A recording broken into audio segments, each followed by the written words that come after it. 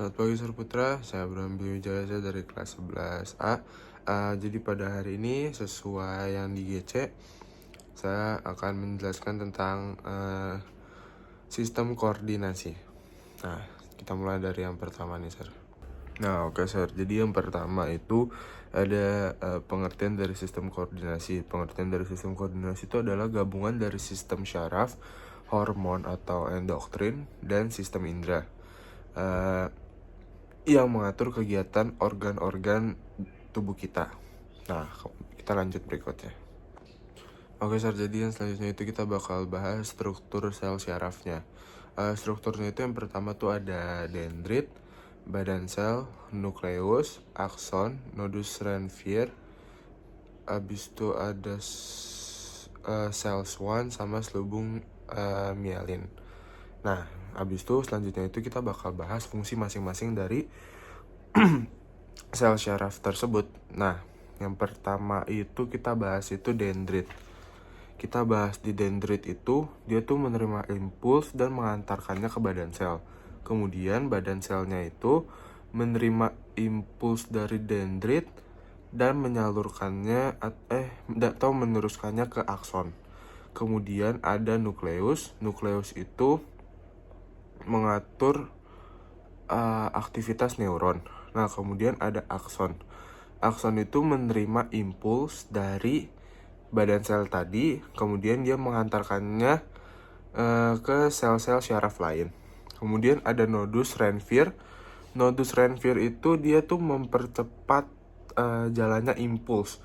Kemudian ada sel Schwann, yaitu dia tuh menyediakan makanan buat si akson.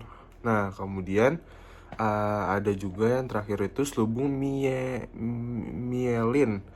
Dia tuh berfungsi itu melindungi akson dan memberi nutrisi pada neuron atau untuk neuron gitu. Oke Sar, kita mulai maksudnya kita masuk ke materi yang berikutnya, itu macam-macam sel syaraf. Yang pertama itu dari macam-macam sel syaraf itu ada neuron sensorik. Neuron sensorik ini tuh gunanya mengantarkan impuls dari reseptor ke sistem syaraf pusat, di mana reseptornya itu adalah alat indera.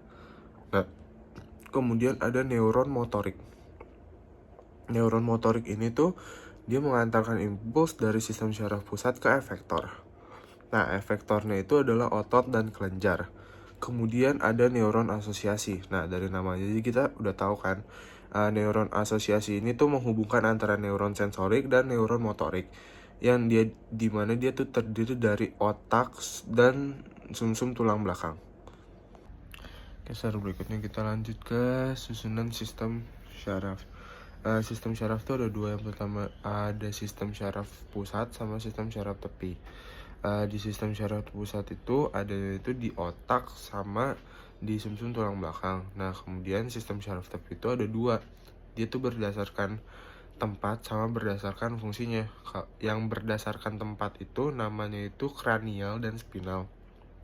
Kemudian yang berdasarkan fungsinya itu namanya somatis dan otonom. Oke Sir Putra, jadi sekian dan terima kasih Sir Putra sudah mendengarkan video singkat dari saya ini. Sorry kalau misal saya ada lihat-lihat tipis-tipis judul-judulnya Sir. Saya nggak hafal Sir, tapi saya berusaha Sir. Terima kasih Sir Putra sudah mendengarkan. Sampai jumpa di lain waktu. Dadah.